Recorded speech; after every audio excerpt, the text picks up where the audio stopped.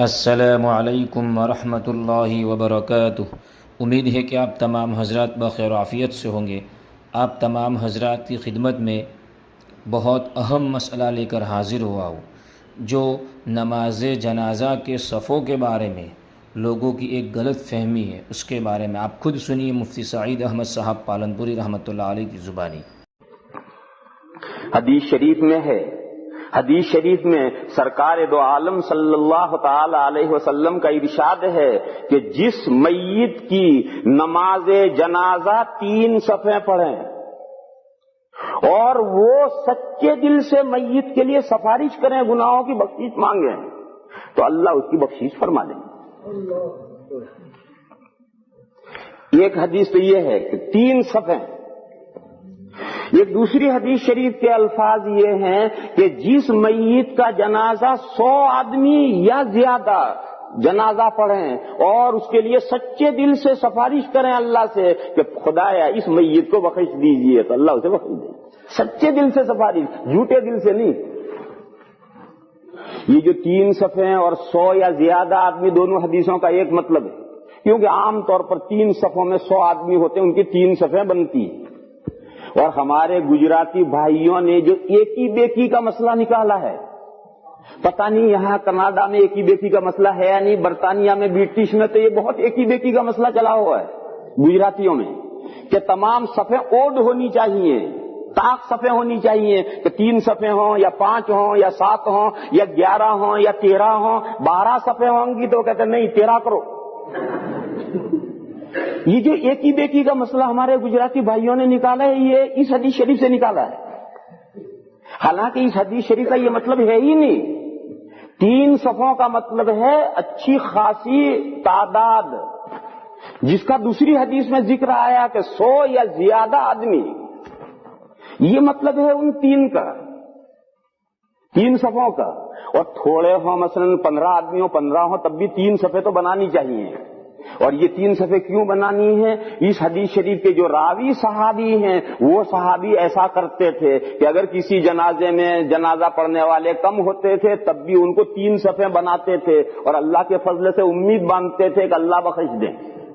تو 3 تک تو ٹھیک ہے، لیکن 3 سے آگے جتنی بھی صفیں ہو جائیں، پھر ایکی بیکی اوڈ کا کوئی مسئلہ نہیں۔ 10 ہو جائے تو کیا ہے، 11 ہو جائے تو کیا ہے، 12 ہو جائے تو کیا ہے، 13 ہو جائے تو کیا ہے، 14 ہو جائے تو کیا ہے، آگے ایکی بیکی کا کوئی مسئلہ نہیں ہے۔ اور پورے دنیا میں کہیں بھی مسلمانوں میں ایکی بیکی اور یہ اوڈ کا مسئلہ نہیں چلتا، یہ ہمارے گجراتی بھائیوں میں ہی چلتا ہے۔ اور بعض گجراتی کتابوں میں یہ مسئلہ لکھ دیا گیا ہے۔ تو اس لیے اچھی طرح سے اس مسئلے کو سمجھ لو کہ دین اور شریعت وہ ہے جو ساری دنیا میں ہے، صرف گجرات میں ہے وہ دین اور شریعت نہیں۔ دیکھو یہ قاعدہ کلیہ سمجھاؤں، لیکن اس قاعدے کلیے کو جاری کرتے ہوئے ذرا سوچ سمجھ کر جاری کیجیے، اس لیے کہ تمام قاعدے کلیے اندھے کی لاٹھی ہوتے ہیں، اندھا لاٹھی لے کر چلتا ہے، وہ لاٹھی کہاں گرے اللہ جانے کہاں گرے۔ یہ قاعدہ کلیہ سمجھاؤں، وہ عمل جو ساری دنیا کے مسلمان کرتے ہیں وہ عمل شرعی ہے اور سنت ہے اور اسلامی عمل ہے، اور وہ عمل جو ایریا وائز ہے، کینیڈا میں ایک عمل ہے، برٹش میں اسے کوئی نہیں جانتا، ایک عمل برٹش میں ہے، فرانس میں اسے کوئی نہیں جانتا، ایک عمل یورپ اور امریکہ میں ہے، ایشیا میں اسے کوئی نہیں جانتا، ایک آدمی گجرات میں ہے عمل ہے، راجستھان میں اور یو پی کے لوگ نہیں جانتے، ایک عمل یو پی میں ہے، گجرات کے لوگ نہیں جانتے، ایک عمل ہندوستان میں ہے، برما اور رنگون والے اسے نہیں جانتے، ایک عمل ہندوستان میں ہے، چین میں اسے کوئی نہیں جانتا۔ یہ اسلامی عمل نہیں ہے، اس لیے کہ اسلام کا مدار 2 چیزوں پر ہے، قرآن اور حدیث پر، اور قرآن اور حدیث پوری دنیا میں ہے، قرآن اور حدیث پوری دنیا میں یکساں پڑھے جاتے ہیں، لہذا جو اسلامی اور شرعی عمل ہیں وہ ساری دنیا میں رائج ہوں گے، اور لوگوں نے اپنی سمجھ سے جو چیزیں نکالی ہیں وہ ایریا وائز ہوں گی۔ کسی علاقے میں مرنے کے بعد میں طرح طرح کی رسمیں اور بدعات رائج ہوں گی، دوسرے علاقے والے اسے نہیں جانتے، ان کے یہاں کچھ اور چیزیں ہوں گی، تیسرے علاقے میں کچھ اور چیزیں ہوں گی. تو یہ قاعدہ کلی یاد رکھو کہ چونکہ اسلام کا مدار قرآن اور حدیثوں پر ہے، اور قرآن اور حدیثیں کسی خاص علاقے میں نہیں ہیں، پوری دنیا میں یکساں پھیلی ہوئی ہیں. قرآن بھی ساری دنیا میں ہے، حدیثیں بھی ساری دنیا میں ہیں، لہذا ساری دنیا میں مسلمانوں میں جو عمل چل رہا ہے وہ اسلامی عمل ہے، وہ سنت ہے. اور جو ایریا وائز عمل ہیں کہ اس علاقے کے ہمیں مسلمان جان کرتے ہیں، اس علاقے میں لوگ نہیں جانتے، اس علاقے میں کرتے ہیں، اس علاقے کے لوگ اس سے بے خبر ہیں، یہ سب لوگوں کی نکالی ہوئی چیزیں ہیں، یہ قرآن و حدیث میں یہ چیزیں نہیں.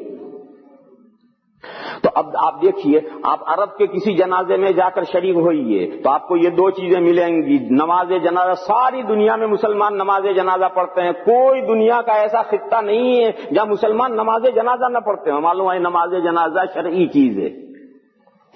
پھر قبر بند کرنے کے بعد میں تھوڑی دیر کھڑے رہ کر کے اس کے لیے دعا ساری دنیا میں مسلمان کرتے ہیں، کہیں چلے جاؤ. معلوم ہے یہ بھی شرعی چیز ہے. اور اب باقی چیزیں ایریا وائز ہیں. جنازے کے بعد فوراً دوسری دعا، جنازے کے بعد دعا کہیں ہے کہیں نہیں. پھر قبرستان سے ہٹ کر کے قبرستان کے دروازے پر رک کر دعا دنیا میں کہیں ہے کہیں نہیں. پھر سارے لوگ میت کے گھر جائیں اور وہاں دعا کر کے منتشر ہوں، یہ دنیا میں کہیں ہے کہیں نہیں. تو یہ جو باتیں جو کہیں ہیں دنیا میں اور کہیں نہیں ہے، یہ ایک موٹی سی علامت ہے اس بات کی کہ یہ قرآن و حدیث کی باتیں نہیں ہیں. اگر یہ قرآن و حدیث کی باتیں ہوتی تو قرآن و حدیث تو ساری دنیا میں ہے، لہذا یہ عمل ساری دنیا میں ہونا چاہیے. یہ قاعدہ کلیہ میں نے بتایا ہے، مگر ہر قاعدہ کلیہ کو جاری کرنا ہر ایک کے بس کا نہیں ہے. وہ قاعدہ کلیہ جاری کرتے ہو تو بہت سی جگہ پر آدمی غلطی کرتا ہے. اس لیے بہت سوچ سمجھ کر کے قاعدہ جاری کرنا، جو قاعدہ کلیہ ہوتا ہے اسے بہت سوچ سمجھ کر جاری کرنا ہوتا ہے. ایسے ہی مزید ویڈیو سننے کے لیے آپ ہماری چینل نورانی باتیں کو سبسکرائب کریں تاکہ ویڈیو اپلوڈ ہوتے ہی سب سے پہلے نوٹیفیکیشن آپ کو مل جاوے، اور اس ویڈیو کو خوب سے خوب اپنے دوستوں میں شیئر کریں.